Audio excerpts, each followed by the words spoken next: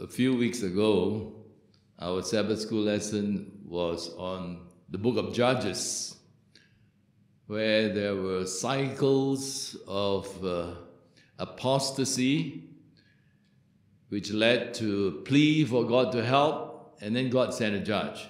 There are about 12 judges in the book of Judges. And at the end of the Sabbath school lesson that week, it said, how do you not get into these cycles of apostasy, cry for help, and then God sending a judge? Is it inevitable that human organizations, churches, and individuals themselves, you and I, go through those cycles? And that got me to thinking. Now, in my research, preparing this lesson, I'm reminded of James 3:1, which says, don't let too many of you want to become teachers, because teachers are held to a greater responsibility. So as I studied, I could feel that, I better talk to myself first. So don't take what I'm saying today as meant for you and not for me. But I learned a lot, and I'm still an infant in learning about church growth, but I am quite adult in knowing about how church is dying. Know a lot about that. But in our study today, hopefully, we can learn how to get out of these cycles of growth, maturity, and then old age and death.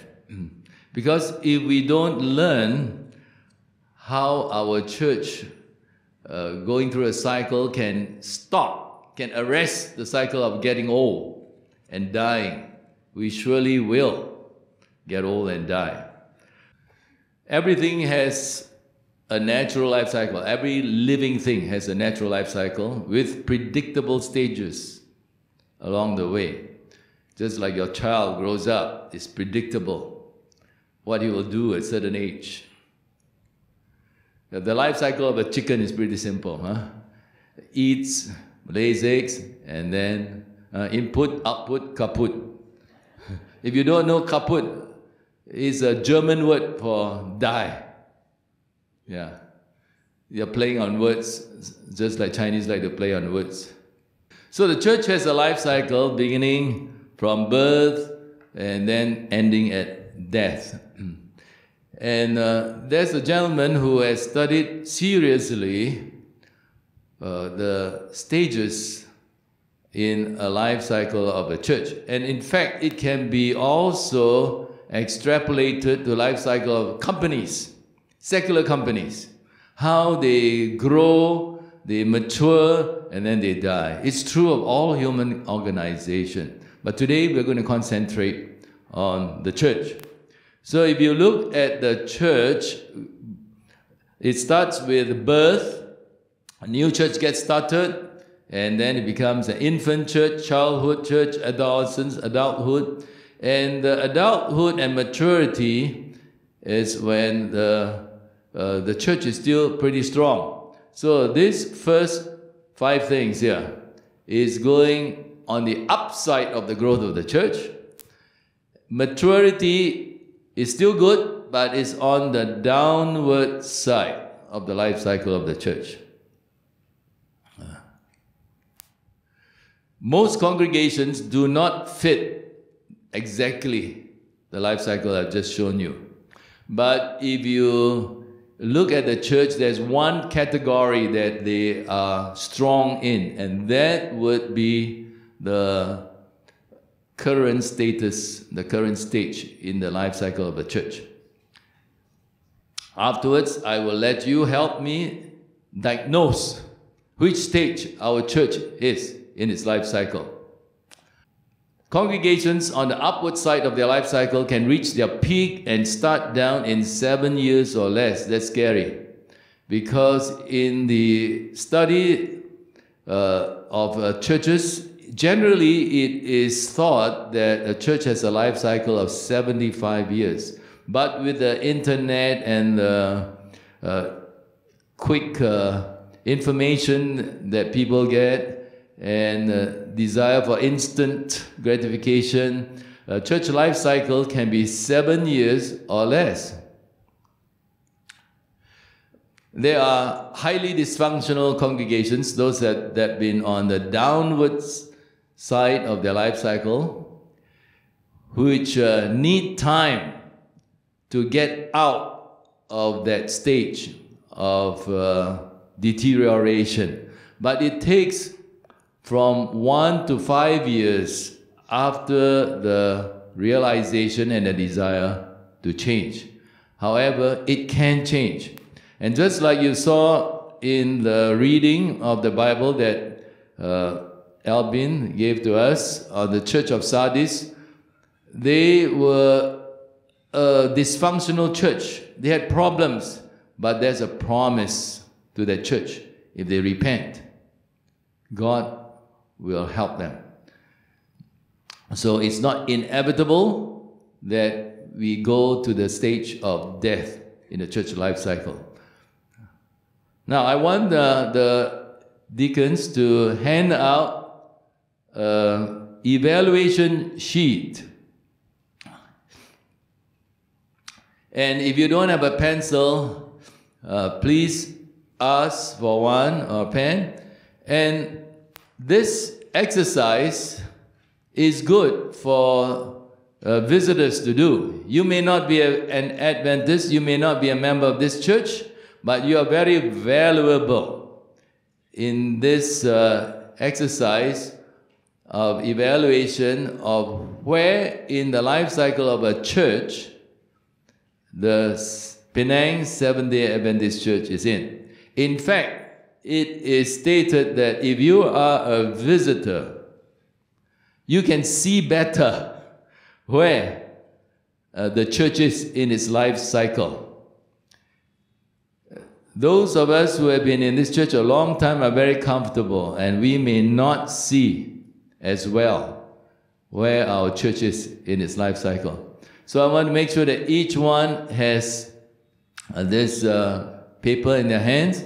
On one page, you will have this diagram that you see on the board here, on the screen here. And on the other side is a description that you will be asked to check, okay? If you look at this diagram, it will show there are several phases in the church life cycle. Phase 1, under this line is phase 1, it's early growth of the church at birth, at infancy. And then the next growth phase is phase 2. And under phase 3, at the top, phase 3, this is when the church is at its prime, adulthood, maturity. And if there's no redevelopment, the church will go into this 4th phase or 4th stage, which is the aging stage, where it's called emptiness and retirement. And if the church does not get out of this phase, it will go to death. Phase 5, late aging, old age, and then death. Now, I want you to turn your paper over and help diagnose which stage this church is. And visitors, you are very valuable, as I said earlier. You can see better than some of us. If you look under the page that you turn over, there's 5 stages of church life cycle. There are characteristics on the left-hand side, 1, 2, 3, 4, 5 characteristics there. And then the 5 stages are towards the right, 1, 2, 3, 4, 5. And you can see the title of 1 is Birth to Infancy, no formal organization. Number 2, Childhood and Adolescence, the formal organization. Then Adulthood, Maturity, the 3rd stage. Emptiness, Retirement, 4th stage. Number 5, old age and death, or disintegration of the church. So let's go to column number 1, not the characteristic, but column number 1, birth and infancy.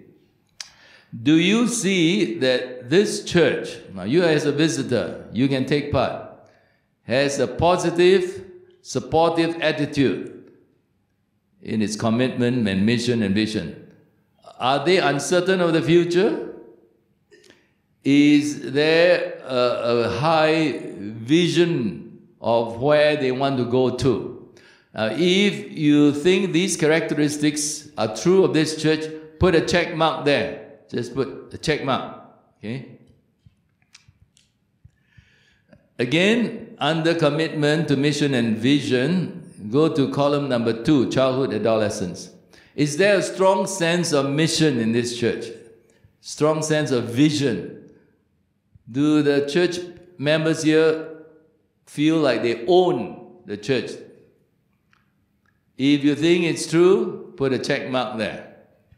Number 3, adulthood and maturity, under commitment to mission and vision. Is there a high visibility? Is there a high understanding of mission and vision? Is there a common purpose that you see throughout the church, throughout its ministries? Are they united together? If you think it's true, check mark it. Number 4, emptiness, retirement, in the commitment to mission and vision. Is there a lack of understanding of the vision of the church? Do the church members even know what the vision is? Do they know what the mission is? If they don't even sense it, they have reached this emptiness and retirement. If you think that's true, check it. And under number 5, old age and death. There is no vision in this church. The mission is not understood. It's a club. People just come and say hi to one another. If you think that's true, check mark that. Okay, now let's go down to the second row, involvement of membership. Do people here look like they are very helpful to one another? There's mutual dependency. Everyone seems to be involved. All members are willing to work. If that's true, check mark that. Now go to the next column, under involvement of membership. A high percentage of individuals' time and identity are committed to the church. Volunteers are easy to find to do the work. If you think that's true, check mark. Go to the third column. New members quickly find a place to become involved. They find that they are part of the family very quickly. There's enthusiasm among the members. If that's true, check mark it. The next one. Members assume there are enough others to do the job. And members begin to say, why don't we pay somebody to do the job? We're too busy. We've done our part. If that's true, check mark that. The last column for involvement membership. Programs are eliminated. Not enough people to take part. So we can't have that program. Difficult to find volunteers. 10% of members do 90% of the work. Okay. All right, go to the next row. The attitude towards change. Members are receptive. Things quickly get accomplished. Ownership is unanimous. Is that true? Check it. Good. Number 2. Change is easily adapted and integrated. And all levels of members can suggest things. Check mark that, if it's true. The 3, new proposals are given serious consideration. They are not discarded. But it seems like more of the leadership doing things now. Church leaders are responsible, initiating, implementing, rather than the rank and file. Is that true? Check it. Number 4, under attitude toward change. Few changes are proposed. No changes are considered if they are radical, looked upon as radical. and not status quo. Is that true? If it's true, check mark it. The last column, we've never done it that way before for people who suggest new things. And many reasons are given, rationalization, why new things cannot be done. Is that true? If it's true, check mark it. Okay, we go to the fourth row, morale and self-esteem. Under column 1, morale is high. Congregational self-esteem is being developed. There's still some uncertainty whether this is going to be a prosperous church or not. If that's true, check mark it. Number 2, morale is higher. Self-esteem is still a bit questionable. There might be circumstances and short-term successes or failures that impact the congregation's self-esteem. Is that true? Check mark it. Number 3, adulthood and maturity for this morale and self-esteem. Morale is very high, at its highest. Self-esteem at its highest. Everybody knows our church, thinks our church is great. We have confidence that goals can be reached. It's contagious. Everybody wants to be part of it. Is that true? Check it. The next column. Now you have morale that sometimes is high, sometimes is low. Self-esteem now has some uncertainty. Some people think we can keep doing what we are doing. Some people say, no, we better change. We're not so sure. Is that true? Check it. The last column, few have high morale. There's frustration and despair by leaders in not knowing how to stop the decline. Self-esteem is low. Is that true? Check it. Now the last row, programs, structures, and organizations. Minimal organization is seen. Spontaneity in decision making. It seems that there's no committee meetings. One guy says this, and 2, 3 others say, okay, let's do it. Let's go. Is it true of this church? If it's true, check it. Number 2 column there, under the childhood. Function of the ministry determines the form. So, if you are doing a lot of literature distribution, personal ministry becomes defined by the function. We distribute literature. Okay? The structure is created in response to the needs. No traditions yet. Is that true? Check it. Now, under number 3, new programs are created in response to new needs. Delegation begins. Okay, you do this, you do that. We can't do everything now. This church is big, too big. New roles and responsibilities are created. Is that true of our church? Check it. 4th column, few new programs are added. Forms of ministries now determine the function. The ministry leader, personal ministries, we're not here to distribute literature, we're here to do certain things. So the form will now determine the function. So those people who want to distribute literature will find that they are out of personal ministries. The institution creates needs rather than responds to needs. We don't know what's outside, but we think they like cooking school, so we start cooking school. We think they like this, we think they like that. We don't really check it out. And number 5, programs are deleted for lack of funds. Primary goal is preservation and survival. If that's true, check it. Now, one more thing. I want you to add up the number of check marks under each column. So column 1, how many check marks are there? At the bottom, put 1, 2, 3, 4, 5. Under number 2, do the same thing. Add up the check marks you have. Put it at the bottom, no, 3, 4, and 5. Now I'm going to ask you a question. I want you to put up your hand if you have the highest check marks for column number 1, birth and infancy. How many put the most check marks there? Number 1. Nobody, okay? So your consensus is that our church here is not in the birth and infancy stage. All right. Number 2, how many put the most check marks there? No? Nobody? Not even one? Hey, you have to put up your hand at least one time, okay? Okay, so this church is not in its childhood or adolescence. Okay? That's your consensus. Number 3, adulthood and maturity. How many people have their hands up? 1, 2, okay? Only 2 people. It's not a roaring majority. Okay.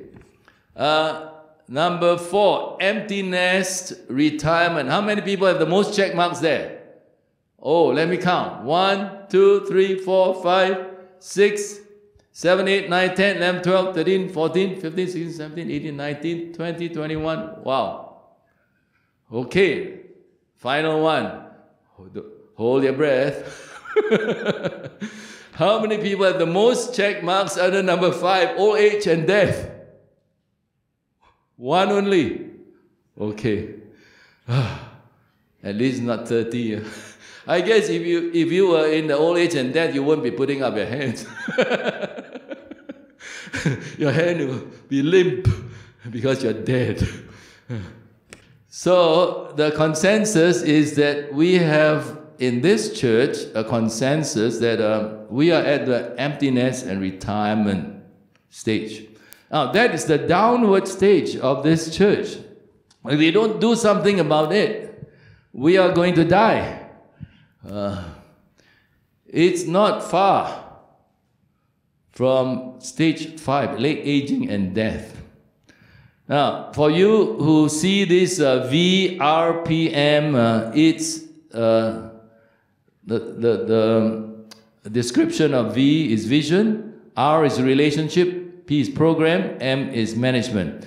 And in the birth phase, vision is very powerful. The rest are not so strong. And then in infancy, vision and relationship become strong. That's when people know where they're going. They want to have friends. They welcome people to the church. And when it is in the childhood stage, the vision is still there, the relationship not so strong, and programs become very important. In the adult stage and maturity stage, all are strong. There is vision, there is relationship, there are programs and management, so that the church runs well. But when you come to the aging time, the vision is lost. Relationships are still okay. Programs beginning to deteriorate. Management is strong because there's older people, there's money, so they can still run the church. But when it comes to phase 5, the vision is gone, relationships are not there, programs are gone, no people to take part, only management. And if there's money, this church that is on a death throes can go on a long time. Tahan mati, you know. Cannot die because got money. Can employ other people to do the work. It can go on for a long time. But it can be rescued. Okay. So here's a summary. At birth, the trajectory of growth is up. High energy. Identity not yet formed. Growing churches are asking the questions, who are we? Who is our neighbor? What is God calling us to be and do? And if we don't want to die, we have got constantly to ask these questions. Now, your church met. Many of you were there in a business meeting last week. And we visioned where our church was going to be. The vision will be expanded next week, but one of the elders will come out and explain to you where we are going, who is our neighbor, and God, what God is calling us to do. Because if we don't do that, we might be on a downward trend. In infancy and adolescence, program development is strong, administration is still weak. It may look like it's 亂七茶, you know?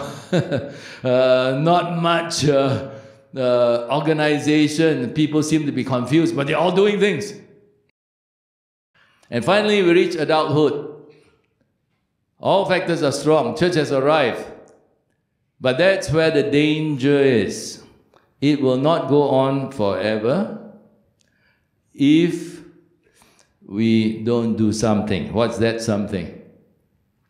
See, the danger of stability is that needed changes go unaddressed. And since things are going so well, we must have arrived. There's no more vision. Vision fades. Relationships become very comfortable. Oh, I know Alvin, I know the Hongs and so on. Every time we get together, oh, we have so much fun. We don't need new members. So the relationship becomes inward. Programs grow stale because it's successful. So why change? Management predominates. We must be very organized. We must be accountable. It's not that accountability is wrong. So there is a decline during the time of stability. There's a denial of decline. There may be bargaining. Let's do this instead of that. You know, your program is not as good as mine. Then if it's not accepted, there's anger. There can be depression. And that's where the church can split. If it doesn't split, it goes on to maturity, the emptiness. The power is cut off. And nobody knows. But there are some people who finally wake up in this stage. I will not describe aristocracy or bureaucracy. My time is running out. But it's the time when management and people who are in office seem to be in office for 10 years, 20 years. You cannot dislodge them. Their thinking never changes. That's kind of aristocracy, bureaucracy. And tough battles, infighting. And there are some people who are despairing. And it leads to death. Time for a decent burial. So the natural lifespan of a church is 75 years, but as I earlier said, nowadays there are churches who grow and die in 7 years, it's been found. Much faster. We call that in medical terminology progeria. Getting old too early in age. Progeria is when a child is born and starts balding by the time he's 3 or 4, and by the time he's 14, he's dead. So nowadays churches can suffer progeria. So keep in mind, congregations on the downward life cycle do not change their life cycle until they become focused outward. So this is one of the ways.